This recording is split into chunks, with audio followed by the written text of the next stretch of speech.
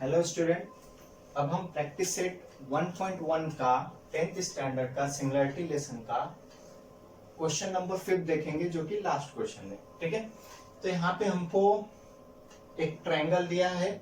ठीक है, क्वेश्चन में ABC करके दिया है, उसके अंदर और भी सारे ट्रायंगल फॉर्म किए गए हैं। ठीक है, यहाँ पे हमको कुछ चीजें दी गई हैं। जो AD है वो परपेंडिकुलर टू द BC पे है, एंड जो PQ है वो परपेंडिकुलर टू द BC, मतलब सेम बेस पे है। ठीक है, अभी यहाँ पे हमको रेशियो फाइंड आउट करने के लिए कुछ ट्रायंगल्स दिए हैं। ठीक है, एरिया ऑफ द ट्रायंगल्स दिए, तो यहाँ पे पहला है, दूसरा है, तीसरा है, चौथा है। ठीक है, लाइकवाइज हम देखेंगे। तो यहाँ पे हम क्या देखेंगे, जैसे कि यहाँ पे हमको फर्स्ट का निकालना है। ठीक है, तो PQB, ट्रायंगल PQB देखते हैं। PQB ये छोटा वाला, ठीक है, छोटा वाला ट्रायंगल, एंड PBC तो ये बड़ा वाला ट्रायंगल। अगर ये दोनों ट्रायंगल हम ध्यान से देखते हैं, PQB और PBC में, ये जो PQ है सेम हाइट है दोनों में, है ना। जब सेम हाइट हो गया तो उनका जो रेशियो मींस एरिया का जो रेशियो आता था वो किसके करस्पॉन्डिंग आता था, बेस के करस्पॉन्डिंग आता था। ठीक है, जब हाइट सेम हो जाता है तो उसका एरिया का रेशियो किसके करस्पॉन्डिंग आएगा, बेस के आएगा। ठीक है, तो यहाँ पे हम लिखेंगे कैसे, triangle PQB and triangle PBC having same Heights.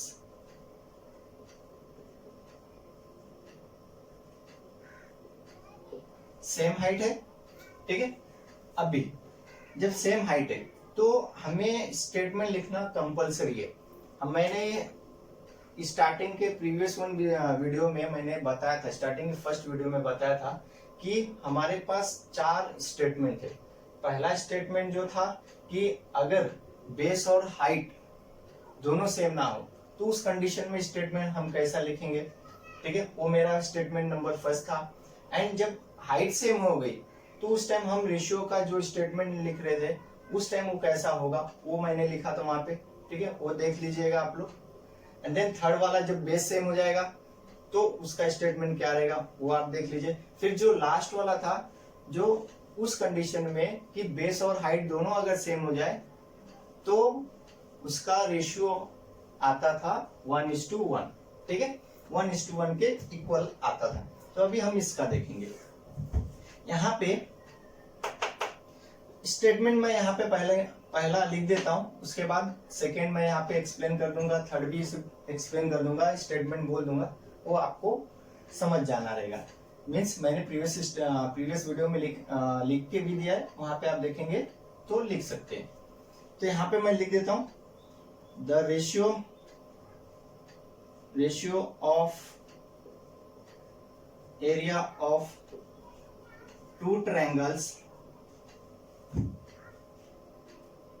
If, क्या सेम है इसमें बताइए, हाइट सेम हो गया। If heights are same then is equal to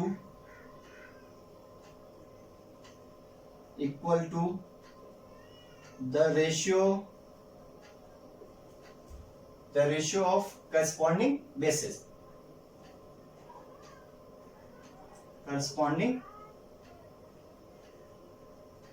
basis, ठीक है, ये हो गया।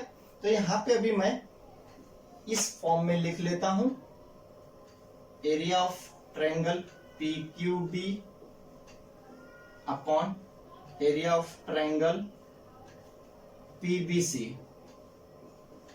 इक्वल टू हो जाएगा बेस 1 अपॉन बेस 2 हो जाएगा, क्योंकि हाइट सेम है। तो यहां पे मैं लिख लेता हूं, area of triangle PQB and area of triangle PBC equal to B1, मतलब बेस क्या हो जाएगा, PQB के लिए बेस BQ हो जाएगा, तो BQ लिख लेता हूं मैं। एंड PBC के लिए बेस क्या हो जाएगा, BC हो जाएगा। ठीक है, ये हो गया हमारा फर्स्ट वन आंसर। ठीक है, सेम वे हम सेकंड का भी देख लेते हैं। यहाँ पे PBC, PBC and ABC, ABC. यहाँ पे देखेंगे अगर पीबीसी और एबीसी में बीसी कॉमन है, मतलब सेम है, ठीक है, कॉमन है, कॉमन मतलब सेम है यहाँ पे। तो सेम का कहने का मतलब कि बेस, एक ही बेस पे दोनों ट्रायंगल बन रहे, पीबीसी और एबीसी बन रहे, दोनों बड़े वाले और ये छोटा पीबीसी का। तो बेस सेम हो गया, तो उसका जो एरिया का रेशियो जो आता था, ठीक है, वो किसके करस्पॉन्डिंग आएगा, हाइट के करस्पॉन्डिंग आएगा, किसके, हाइट के। तो यहाँ पे लिखेंगे कैसे वो हमको देख लेना है। Area triangle PBC and triangle ABC having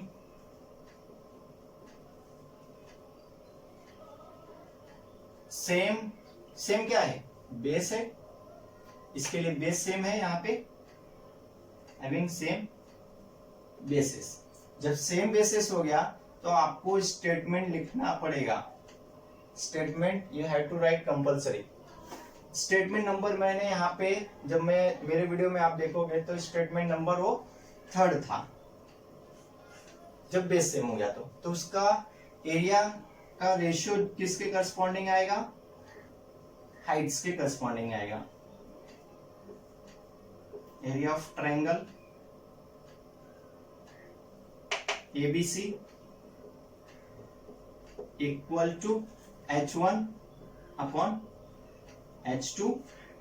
तो area of triangle PDC divide by area of triangle ABC equal to H1। पहले PBC में बेस सेम है ना, तो हाइट क्या हो जाएगी, हाइट के करस्पॉन्डिंग आ रहा है तो PQ हाइट हो जाएगी। एंड ABC में हाइट क्या है, AD। ये हो गया हमारा आंसर, ठीक है। अभी हम 3rd वन पे आते हैं, ABC और ADC में। ABC पूरा बड़ा वाला और ADC में, ABC में हाइट हमारी AD है और ADC में हमारी हाइट AD है, मतलब हाइट सेम हो गई। जब हाइट सेम हो गई तो उसका एरिया किसके करस्पॉन्डिंग आएगा, उसके बेस के करस्पॉन्डिंग आएगा, ठीक है। ADC में बेस BC है और ABC में बेस BC है, ठीक है। तो यहाँ पे मैं लिखता हूँ triangle ABC and triangle ADC having same, same क्या है, हाइट, सेम हाइट्स, देयरफॉर हमें स्टेटमेंट लिखना कंपलसरी है, ठीक है। स्टेटमेंट क्या रहेगा इसके लिए, क्योंकि हाइट सेम है।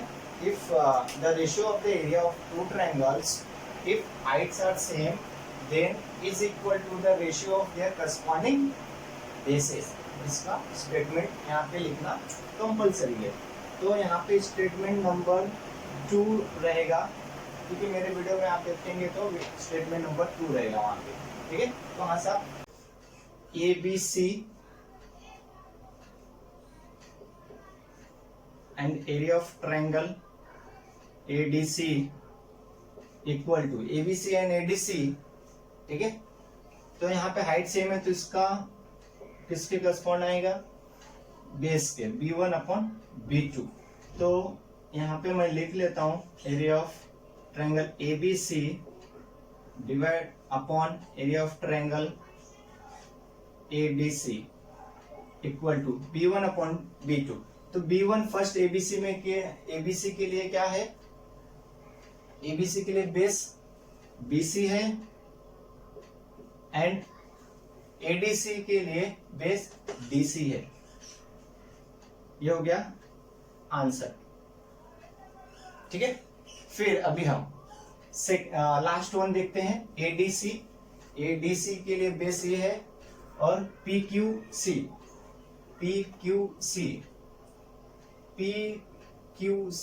और ADC, ये दोनों में अगर हम देखें तो इसमें ना ही बेस सेम मिल रहा है ना ही हाइट सेम मिल रहा है, ठीक है। जब बेस और हाइट दोनों सेम नहीं मिल रहा है तो उसका एरिया का करस्पॉन्डिंग एरिया का जो रेशियो है किसके करस्पॉन्डिंग होगा, बेस एंड हाइट्स के, मतलब उनके product of the base and Heights के इक्वल होगा। तो यहाँ पे हम लिखेंगे कैसे, ठीक है। यहाँ पे हम स्टेटमेंट लिख लेंगे। तो स्टेटमेंट जो मेरा है स्टेटमेंट नंबर 1, यहाँ पे कुछ भी सेम नहीं है, ठीक है। तो स्टेटमेंट नंबर 1 आपको वहां पे पूरा कंप्लीट लिखना रहेगा।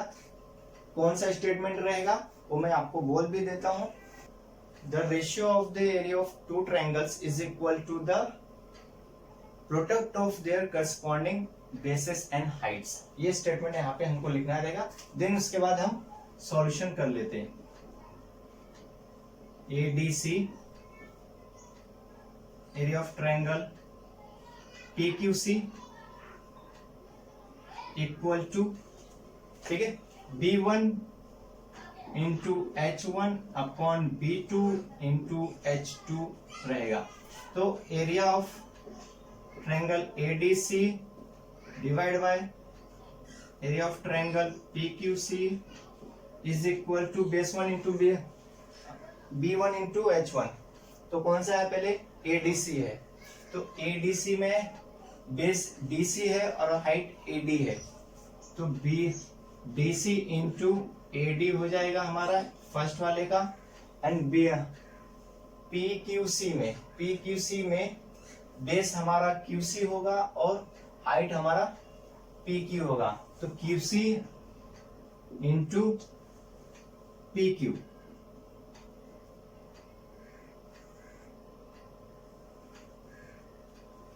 ये हो गए हमारे चार के चारों, इसमें जो पॉइंट्स थे वो हो गए कंप्लीट। तो ये हमारा लास्ट फाइनल क्वेश्चन था एक्सरसाइज 1.1 का। सो आई होप आपको समझा रहेगा। So thank you for watching, thank you.